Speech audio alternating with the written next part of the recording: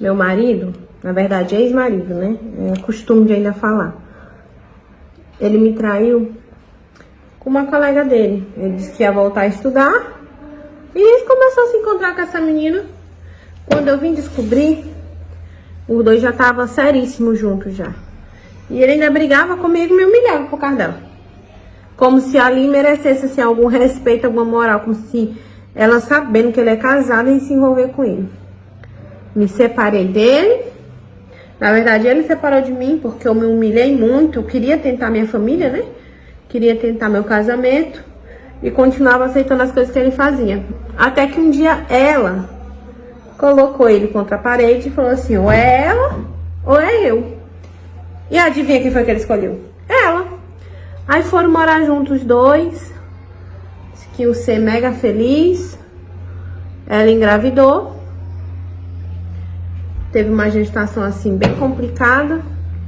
Ele passava a gravidez dela todinha. Ele viveu muito bem um tempo com ela. Me humilhou bastante. Disse que eu era uma mulher nojenta.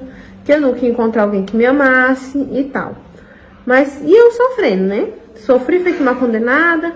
Mas aí, cada xingamento que ele me dava, eu ia cuidar e me sentir melhor. E melhorar. E comecei a cuidar mais de mim. Aí eu comecei a ficar arrumadinha, ficar mais bonitinha. E aí ele começou a pedir pra voltar.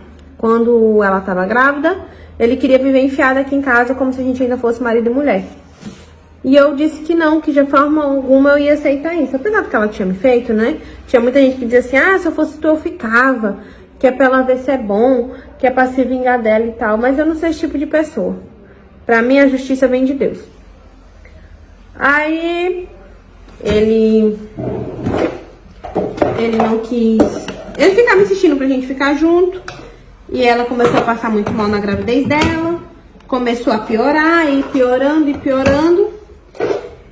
Até que ela se internou durante a gestação. Aí disse que ela só ia sair depois que ganhasse o menino. Quando ela tava com 8 meses de gravidez, a bebezinha acabou nascendo. Ela teve eclâmpsia na gestação, né? A bebê nasceu. Quando a neném nasceu, deu 2 dias, ela chegou a falecer.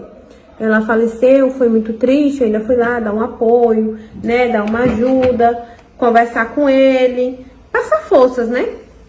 E eu e ele, a gente não tinha filhos. Ele pediu para que eu ajudasse ele a resolver as coisas do velório, né? Que era muita coisa para resolver, ele não sabia nem para onde ia. E eu fui dando esse apoio para eles. Nisso de dar esse apoio para eles, ele foi ficando triste, ele foi ficando abatido, ele queria voltar comigo, mas eu não ia voltar com ele só por isso, né? Então o clima começou a ficar estranho. Aí eu preparei tudo de velório, de tudo. A cuidar da criança, não tinha quem cuidasse, eu comecei a cuidar e acabei pegando amor pela criança. Mas não voltei com ele, a criança ficava comigo, né? Quando passou mais ou menos, acho que uns 6 meses, que a bebê tinha 6 meses, a bebê era a alegria dele. E também passou a ser a minha alegria. Quando a bebê tava com uns 6 meses, ele saiu, ele só vivia bebendo, a gente não tinha nada, ele ficava com outras mulheres e tal. Eu só cuidava da neném. E a neném ele acabou saindo e nisso acabou sofrendo um acidente, nesse acidente ele veio a falecer. E hoje até hoje sou eu que cuido da bebê. Vocês vão me perguntar, cadê a família dela e tal, não sei o quê. A família dela, ela não se dava muito bem com a mãe dela, ela era adotada. A mãe dela já tinha colocado ela pra fora de casa e disse que não queria saber da criança, né? E a parte dele também não queria saber. Então a única pessoa que ficou responsável pela criança fui eu. Hoje eu tenho guarda, tenho tudo da criança. É a minha filha, se tornou assim a maior alegria da minha vida. E eu acredito que tudo tem um propósito. Deus tirou ele da minha vida, mas me deu um tesouro muito maior que a minha filha. E eu achei muito... Descobri que a minha irmã estava grávida do meu namorado.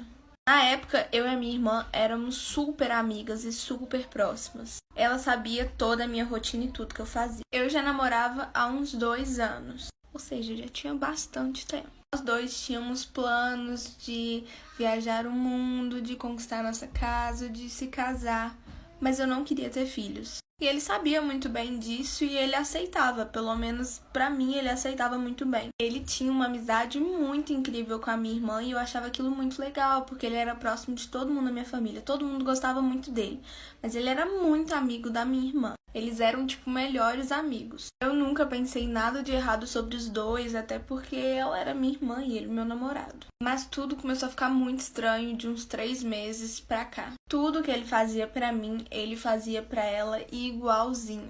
Eles começaram a falar o tempo todo sobre ter filhos e que era o sonho dos dois. Vamos lá. O ano era 2016 e eu fazia curso. Aí, tipo, todo mundo era amigo de todo mundo, entendeu? A gente tinha grupo do WhatsApp. Por esses grupos, o menino pegou meu número e veio puxar assunto comigo. E aí, a gente ficou conversando, normal. E aí, gente, no segundo dia, o menino já tava dizendo, eu te amo. Foi Deus que mandou você pra mim. Eu disse, por quem mandou você pra mim? Foi o diabo? Mesmo não? E eu disse, é o quê, menino? Amor só de mãe, liberdade vai cantar só do preço, seu juiz. Eu realmente botei amor só de mãe, gente. Ele falou assim, você não me ama, não? Eu disse, não. Ultimamente eu não tô amando nem eu, quanto mais os outros, viu? Eu disse, é só questão de tempo. A gente continuou conversando como amigo, beleza. Vocês, uma semana que a gente tava conversando, eu tava no curso, um buquê entrando. Eu disse, isso aqui virou uma floricultura, eu não tô sabendo. Olhei pro lado, o menino com buquê. Olhei pro outro, meu professor olhando, sorrindo. Olhei pra frente, eu vi Jesus. Eu disse, Jesus, me leva, me tira daqui, pelo amor de Deus. Levantei, fui até ele, peguei o buquê, muito sem graça. Aí ele falou assim, quer namorar comigo? Aí eu... A minha cara radizia tudo, a minha cara radizia assim, some daqui. Responde. Eu disse um aham. Quando eu cheguei em casa, eu disse pra ele, eu não quero. Eu falei, aham, pra você não passar vergonha, mas eu não quero não. Aí ele disse, pois agora você vai ter que vir aqui em casa e dizer na minha cara que não quer. Aí eu fui na casa dele pra dizer na cara dele que eu não queria. Eu só não sabia que tinha ele e a arma me esperando. O dia que eu disse não para um pedido de namoro e quase fui morta, acompanhe o encerramento da trend. E aí cheguei lá, gente, muito empoderada, dizendo não vou querer mesmo, vou dizer na cara dele, meu corpo, minhas regras. Quando eu vi a arma, eu disse, o corpo é de Jesus, as regras é de Deus. Ele pegou e disse assim, diz na minha cara que não me quer mais. Eu disse, não quero mais. Aí ele pegou, abriu a guarda-roupa, a porta dentro do armário. Aí tava lá em cima do lençol, assim, a arma, assim, bem coisadinha. Aí ele disse que não me quer mais. Eu falei, vamos conversar. Relaxa, vamos conversar. Ele pegou a arma, segurou na mão, só que ele, em nenhum momento, ele apontou pra mim. Não vou dizer também o que o menino fez, né, pá, né? Ele não se irá se ele achar esse vídeo aqui. Bichinho, eu te perdoei. Não precisa ficar com raiva que eu tô contando. É uma história da minha... Tô citando teu nome? Tô falando teu nome, então não vem com palhaçada de querer ficar irritadinho por causa desse vídeo, hein? Eu peguei e disse, solta essa arma. Aí ele pegou e disse, não, você vai repetir. Eu disse, solta a arma. E ele, não, você vai repetir. Aí eu falei, solta a arma. Quando eu falei assim mais forte, aí ele engatilhou a arma. Adeus, mundo, boto cor-de-rosa. E aí, gente, ele com a arma na mão, né? Eu não ia dizer simplesmente, né, que eu não queria. Aí ele mandou repetir. Claro que eu não repeti, que eu tenho amor à minha vida. Eu disse, não, tá tudo bem, a gente conversa, a gente dá um jeito. Ele pegou a arma, jogou no canto da parede e disse, eu sabia que você me amava. Acho que aquele menino tem... Será que ele tá internado hoje em dia? Ou ele ainda tá solto? Peguei e disse, me dá só um dia pra eu ir pra casa, contar pros meus pais, porque eu era adolescente na época, né? Eles, claro que dou. O que, amor? Depois desse dia que eu fui contar pros meus pais, ele nunca mais me viu na vida. Que eu na volta no ônibus, eu já liguei pra ele e disse, olha, não quero você. Entendeu? Foi tudo jogada de marketing pra não morrer. E ele pegou e disse, que história é essa? Você acabou de dizer que queria. Eu disse, pois é, né, amor? Uma pessoa com arma na mão, você diz tudo, né? E aí, quando eu cheguei em casa, bloqueei ele de tudo. Tô foragida até hoje. Ele vendo esse vídeo, com certeza ele vai dizer, bichinho apareceu. Eu apareci não, viu? Pra você continuar sumida, pelo amor. Eu sou babaca por não querer que o meu filho tenha contato com a avó? Bom, eu tinha uma filha de 2 anos e eu deixei ela passar uma tarde na casa da minha sogra. Minha filha adorava brincar na água e as duas estavam brincando na beira da piscina quando a minha sogra lembrou que tinha roupa na máquina. Ela saiu então para tirar a roupa da máquina e deixou a minha filha sozinha na beira da piscina. Claro, muito curiosa, a minha filha acabou caindo dentro da piscina e a minha sogra demorou demais para ver que isso tinha acontecido. Quando os paramédicos chegaram, já não tinha mais o que fazer. Ela estava morta. A pior coisa que existe é você receber uma ligação da pessoa que você confiou para ficar com seu filho e descobrir que seu filho tá morto. Quando meu marido e eu chegamos lá, ela tentou convencer a gente de não ligar pra polícia, falando que ela tava mais triste do que a gente pelo ocorrido e que ela se sentia culpada pelo que tinha acontecido. Mas a gente ligou pra polícia mesmo assim e ela pegou 3 anos de cadeia por negligência. Eu não planejava ter mais filhos tão cedo, mas recentemente descobri que estava grávida e tive um menino. Nem eu nem o meu marido tínhamos contato com ela e ela não ficou sabendo que a gente tinha tido esse filho. Mas então acabamos nos encontrando na rua e ela viu que a gente estava com um carrinho de bebê. Ela disse que estava felicíssima de saber que tinha um novo neto, perguntou se era menino ou se era menina e que mal podia esperar para cuidar dele. Eu e meu marido deixamos claro que ela não ia ter nenhuma participação na vida do nosso filho e que a gente não queria ela nas nossas vidas no geral. Ela ficou histérica, brigou, bateu os pés, falou que ia na justiça para poder conseguir o direito dela de avó de cuidar daquela criança. Em 2015, a filha da minha vizinha ganhou uma boneca da madrasta. Dias depois, a menina começou a vomitar todos os dias e passava mal durante a noite. Ninguém sabia o que ela tinha. Então passou um tempo e a menina faleceu. Algum tempo depois, a mãe resolveu dar os brinquedos da filha. Então ela pegou todos os brinquedos e colocou dentro de um saco. De repente, ela percebeu que sua mão estava cortada e suja de sangue. E viu que a boneca também estava suja de sangue. Então ela pegou a boneca e percebeu que tinha coisas dentro da boneca. Ela achou gilete, uma faca pequena e uma bolinha preta de madeira. Ela ficou sem entender aquilo. Só então ela me procurou e abrimos a boneca, onde tinha mais coisas dentro. Foi então que eu disse que alguém fez um ritual para matar a filha dela. E o ritual foi tão forte que a menina faleceu. A mãe da menina lembrou que foi a madrasta que deu a boneca de presente para a menina. Essa madrasta namorava com o pai da menina. E todo final de semana a menina ia na casa do pai. Por isso devemos ter cuidado até com presentes. Porque às vezes não são presentes. É por isso que você deve ter cuidado em não dizer certas palavras dentro de casa. Uma avó contava ao seu neto que foi vizinha de uma família que brigava muito. Ninguém se respeitava naquela casa e 2 nomes eram doces na boca deles. Eles falavam muito miséria e desgraça. E certa vez o filho mais velho dessa família chegou em casa depois do trabalho e reclamou porque a comida era bife. A mãe se explicou dizendo que não teve tempo de fazer outra coisa e o filho com raiva respondeu que não comeria aquela miséria de comida. E que aquilo tudo era uma desgraça. Aborrecida, a mãe respondeu que a desgraça era ele e que ele só vivia para infernizar sua vida. Depois de toda a confusão, ambos foram dormir aborrecidos. Mais tarde, o garoto acordou com fome e decidiu ir até a cozinha para comer o que tinha. Quando chegou, ao olhar para a mesa, viu 2 pessoas sentadas e não podia acreditar no que via. Ele viu 2 mulheres, uma delas com aspecto de podre, olhos tortos e cheirando a lixo, enquanto a outra seus olhos expressavam desespero e dor. Ambas vestidas de trapo, sorrindo para ele. A mãe do rapaz também acabou indo até a cozinha e, ao se deparar com aquilo, assustada, perguntou quem eram elas. Uma delas respondeu que era a miséria e, de tanto chamá-la, ela decidiu ficar. A outra respondeu que era desgraça e, por ouvir chamá-la, ela decidiu ir. Logo em seguida, elas se aproximaram do rapaz, apertando seu pescoço até ele cair no chão. E então foram poucos segundos para elas sumirem. A mãe gritou pedindo socorro, mas quando seu marido chegou, não pôde fazer nada. Desolado com a morte do filho, o pai começou a beber e perdeu o emprego. Sem recursos, a família não tinha como comprar alimentos. E desde então, aquela família conheceu a desgraça de perder um filho e a miséria instalada em sua casa pela falta de trabalho.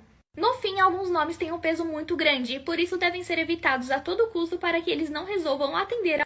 Eu sou babaca por terminar um relacionamento com alguém com sérios problemas mentais? Bom, eu conheci esse cara numa festa. Eu tava muito bêbada, muito bêbada mesmo. De não conseguir nem falar. No outro dia, ele me pediu em namoro. Depois de um mês de relacionamento, que foi tudo que eu consegui aguentar, eu terminei com ele. E ele me ligava e mandava mensagem, fazia chantagem emocional, disse até que iria se auto-morrer, se é que vocês me entendem, se eu não voltasse pra ele. E eu tentava, mas ele era possessivo, tinha crises absurdas e era esquizofrênico. Meus tios, que já faleceram, eram esquizofrênicos e eu já tinha lidado bem com isso. Mas com ele era simplesmente impossível. Quando eu terminei com ele de vez e bloqueei ele de tudo, ele fez um fake pra vir atrás de mim, mandar foto, fumando e bebendo e dizendo que eu tava fazendo aquilo com ele e que eu tava piorando a doença dele. Eu não tinha bloqueado o número dele porque eu não achei que seria necessário, mas então ele me ligava bêbado, me chamando de tudo quanto é nome, falando que eu estava piorando a situação dele. Inventou até que eu tinha traído ele, não sei de onde ele tirou isso, porque meus pais são de risco e eu não saí de casa a quarentena inteira. Nesse tempo todo eu tava sofrendo com depressão profunda e ele nem imagina isso, ele acha que só ele tem problemas. Eu falei pra ele que ele era psicopata, que ele não precisa de uma namorada, ele precisa de uma terapeuta. Mas ele fica falando que eu tô piorando a doença dele, que eu tô fazendo ele pior e que ele vai acabar morrendo por causa de mim. Eu sou babaca nessa situação? Eu já ouvi essa história mais ou menos umas 30 milhões de vezes pela minha avó, pela minha mãe, todo mundo já me contou essa história. Mas eu vou contar, vai que você não conhece. Não sei mais ou menos, então quem souber direito, certinha, fala aqui nos comentários. Mas já era assim de noite, e um garoto tava querendo sair pra uma festa com os amigos. E a mãe dele falou, não vai, eu não tô me sentindo bem com isso, tô com um pressentimento ruim. Não vai, não vai, não vai. E o garoto falou, eu vou. Aí ela falou, não vai. E o garoto falou que ia. Os amigos dele chegaram pra buscar ele, porque eles iam de carro juntos. E aí, quando a garota tava saindo, a mãe falou assim, vai com Deus. E aí, um dos amigos dele falou assim, só se Deus for na mala. E todo mundo riu. Só que esse rolê não brinca, né? O que aconteceu foi o seguinte, antes de chegar na festa, eles sofreram um acidente. Tipo, o carro capotou e todo mundo dentro do carro morreu. Todos. O carro tava cheio, inclusive. Só que quando a polícia foi fazer a perícia, coisa do tipo, eles abriram a mala. E dentro da mala tinha uma caixa de ovo. E todos os ovos estavam intactos. Lembra que o cara falou que Deus iria na mala? Uma rolê, né? O dia que minha mãe tentou me matar. Sim, eu disse à minha mãe. Só pra vocês entenderem, isso aconteceu quando eu tinha 16 anos e estava no 2º ano do ensino médio. E minha mãe não me odiou a vida inteira dela. Tinha uma época que ela estava super feliz e me amava. Mas tudo começou quando meu pai a deixou e ela entrou em uma depressão profunda. Ela saiu do emprego, não conseguia levantar da cama, parou de cozinhar, de limpar a casa. E ela sempre me culpava, dizendo que era por minha culpa que meu pai tinha nos deixado. Mas na verdade, meu pai me mandava mensagem toda hora perguntando o que eu tava fazendo. Um dia, do nada, ela começou a cozinhar de novo, ir ao trabalho. Mas eu nunca comia a comida dela porque tinha um cheiro estranho. Uma vez, quando eu voltei da escola, eu a vi escondendo veneno na minha comida. Eu queria que fosse brincadeira, mas ela era muito louca. E quando eu disse oi, ela não me respondeu. Então eu dei 2 tapinhas nas costas dela. Foi quando ela se virou e grudou no meu pescoço. Eu corri até a porta, saí de casa e liguei pra polícia. Ela está presa até hoje e eu estou muito feliz morando com meu pai. Eu sou babaca por não querer que minha namorada fique pelada com o cachorro? Eu, homem, 33 anos, e minha namorada, mulher, 30 anos, moramos juntos. Ela odeia usar roupas. Já até pesquisou colônias nudistas pra viver. Se ela não trabalhasse no escritório, provavelmente já teria se mudado pra lá. Então, ela tá sempre pelada pela casa, que pra mim tá ótimo. Ela tem um corpo lindo de se olhar. O problema é o cachorro dela. O cachorro é uma gracinha, bem treinado, muito bonzinho. Minha namorada diz que é a coisa mais próxima que ela vai ter de um filho, por causa de problemas médicos. Então ela é apaixonada nesse cachorro. O problema é que ela tá sempre pelada dentro de casa, brincando com o cachorro, deitada com o cachorro, abraçada com o cachorro. O único momento que ela tá de roupa é quando ela leva ele pra passear. Isso é estranho, né? Parece algo tirado diretamente de um filme adulto e legal. E eu tentei ser sutil sobre o assunto, até que ontem eu finalmente sentei ela no sofá e decidi conversar com ela sobre o fato disso me incomodar tanto. A briga escalonou tanto que ela me mandou embora de casa. Eu tentei conversar com ela, mas ela disse que não queria saber. Finalmente, eu fui embora e voltei para casa dos meus pais. Mandei mensagem para ela, mas ela falou que eu era um babaca e que não queria saber de nada. Eu fui o babaca nessa situação? Um garoto de mais ou menos 11 anos estava jogando algum jogo online. E aí um cara entrou no jogo e começou a falar várias coisas pra ele. Começou a falar que sabia onde ele morava. De fato, falou a cidade e o endereço dele. E começou a falar que ele estava indo atrás dele e ia matá-lo. Ele achou que fosse brincadeira, algum amigo dele tava zoando com a cara dele. Mas ele ficou com um pouquinho de medo. Desligou o jogo e ficou tipo... Uou. Depois de mais ou menos algumas horas, ele começou a ouvir algumas batidas assim na janela dele. Aí ele ficou com um pouquinho mais de medo. E olhou pela janela e tinha um cara. Quando ele viu o cara, ele começou a correr. Só que o cara quebrou a janela dele e entrou. Segurou ele e começou a enforcar. Só que os pais dele ouviram, o vidro quebrando e correram pro quarto dele. O pai dele tinha uma arma e conseguiu atirar no cara. Só que foi um pouquinho tarde porque o garoto já tinha sido morto. E nunca descobriram o motivo do porquê o cara matou ele. Já era mais ou menos umas 2 da manhã e um cara tava dormindo no apartamento dele normal quando ele ouviu alguém batendo na porta dele. Ele foi e abriu. Era uma menina assim de mais ou menos uns 20 anos. E ela tava chorando, ela falou, cara, então, o meu marido tá me batendo e eu queria muito saber se eu podia dormir no seu sofá. E o cara ficou meio constrangido e falou, pode. No dia seguinte, quando ele acordou, ele foi ver se a moça ainda tava no sofá dele e ela não tava mais lá.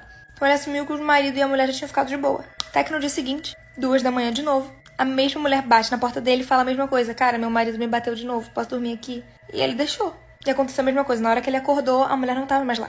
Só que ele achou meio suspeito. Quando ele desceu pra falar com, o zelador, ele falou, cara, você conhece uma mulher que mora no apartamento do meu lado e tal? O zelador gelou e falou, então, cara, ninguém mora no apartamento do seu lado. Quem morava era uma mulher, mas ela morreu depois dela ter sido morta pelo marido, que batia nela. Todos os dias. E ela morreu exatamente às 2 da manhã. Uma vez uma mulher chegou em casa e viu que o cachorro dela tava no chão engasgando com alguma coisa. Ela tentou tirar, mas ela não conseguia de jeito nenhum. Ela pegou o cachorro dela, botou dentro do carro e foi direto pro veterinário. O veterinário falou que ela ia ter que deixar o cachorro dela lá porque ele ia ter que fazer uma mini cirurgia e tirar o que tava na garganta dele. E ele falou pra ela ir pra casa e quando estivesse pronto ele ia ligar pra ela. Assim que ela chegou em casa, o veterinário ligou pra ela, desesperado, e falou, sai da sua casa agora. Se você estiver dentro, sai correndo daí. E a mulher ficou tipo, uou, por quê? E ele falou, eu já chamei a polícia, só sai daí. Alguns minutos depois, ela viu a polícia chegando dentro da casa dela e ela ficou mais confusa ainda e resolveu ligar pro veterinário pra perguntar o que tinha acontecido. E aí ele falou pra ela que o cachorro tava engasgado eram 3 dedos humanos. A polícia procurou a casa dela inteira e dentro do armário dela tinha um corpo de um cara sem 3 dedos. 1, ela não conhecia esse cara que tava dentro do armário dela. E 2, alguém tinha cortado o dedo desse cara. Então, tinha uma menina que tava pegando o metrô pra voltar pra casa. Era bem tarde já à noite. Ela percebeu que tinha uma mulher olhando pra ela. Só que ela não parava de encarar ela. Ela tava literalmente assim.